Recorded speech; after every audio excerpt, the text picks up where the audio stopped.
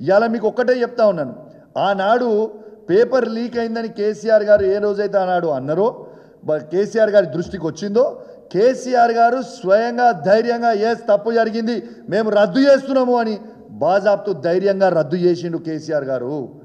మరి ఇళ్ళ అక్రమాలు జరిగినాయని గ్రూప్ 1 విద్యార్థులు ముఖ్యమంత్రి రేవంత్ రెడ్డి గారి దగ్గర నుంచి మొదలు పెడితే వాళ్ళ మంత్రుల దగ్గరికి, వాళ్ళ ఎమ్మెల్యేల దగ్గరికి, వాళ్ళ ఎంపీల దగ్గరికి పోయి వినతి పత్రం ఇచ్చుకుంటే మీరు రద్దు ఎందుకు చేయలేదు? ఎవిడెన్స్తో సహా చూపిస్తే మీకు రద్దు ఎందుకు చేయలేదు? ఈ ఒక్క విషయమే కేసీఆర్ గారి స్టైల్ ఆఫ్ ఫంక్షనింగ్కి ఇలా అమ్ముకున్న పోస్టులు అమ్ముకుంటున్న దొంగ అయిన రేవంత్ రెడ్డి గారికి ఉన్న డిఫరెన్స్ ఇది. ఒక్క లైన్లో మీరు అర్థం చేసుకోండి, దానికంటే ఎక్కువ మేము చెప్పాల్సిన అవసరం లేదు.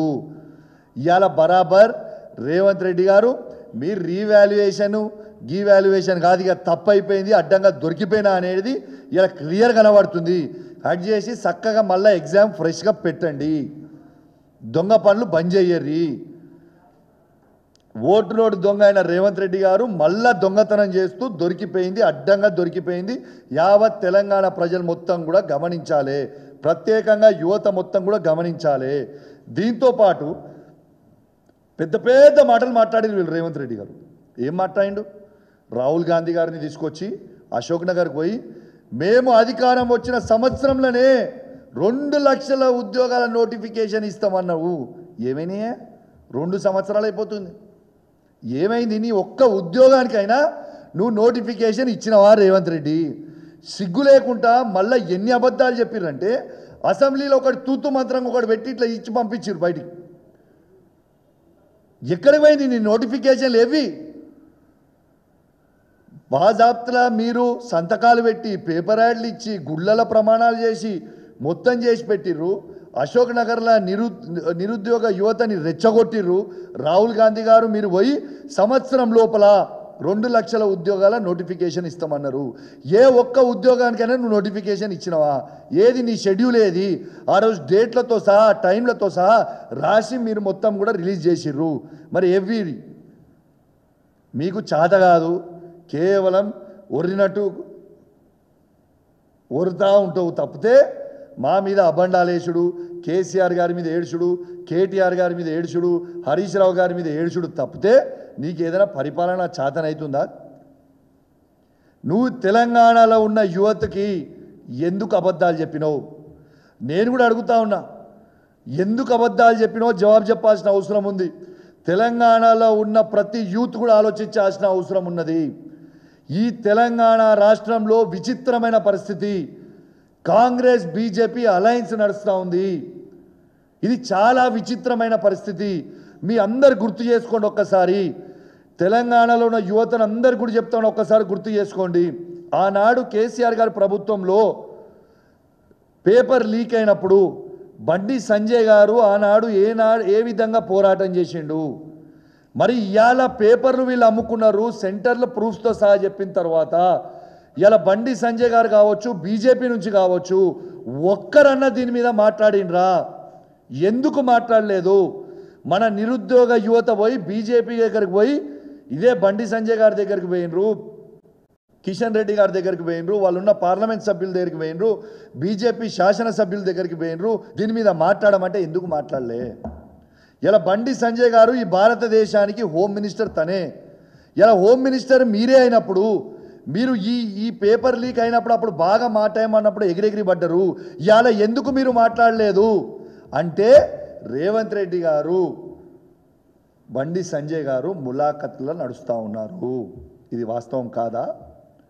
ఇలా ఇది తెలంగాణలో ఉన్న యువత మొత్తం కూడా గమనించాలి.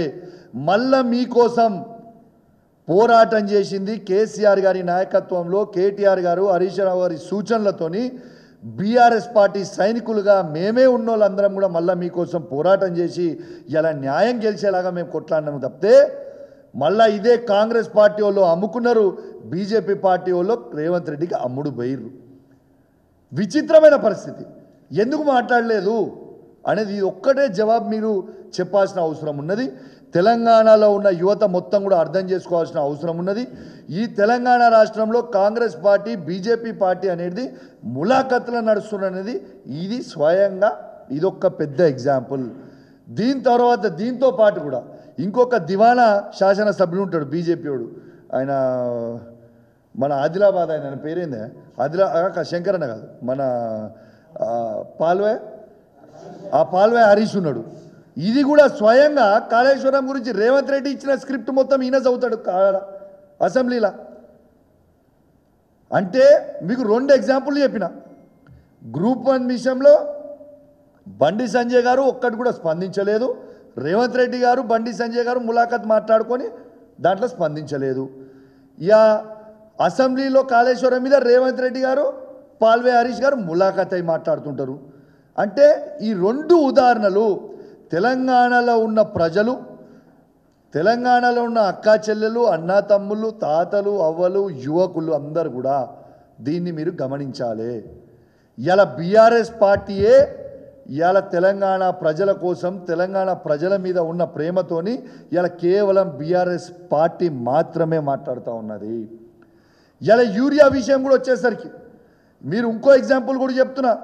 యూరియా విషయం కూడా ఏ ఒక్క నాడన్నా కేసీఆర్ గారు ఉన్న 10 సంవత్సరాలలో ఏ ఒక్క నాడన్నా ఏ రైతుకన్నా యూరియా ప్రాబ్లం వచ్చిందా?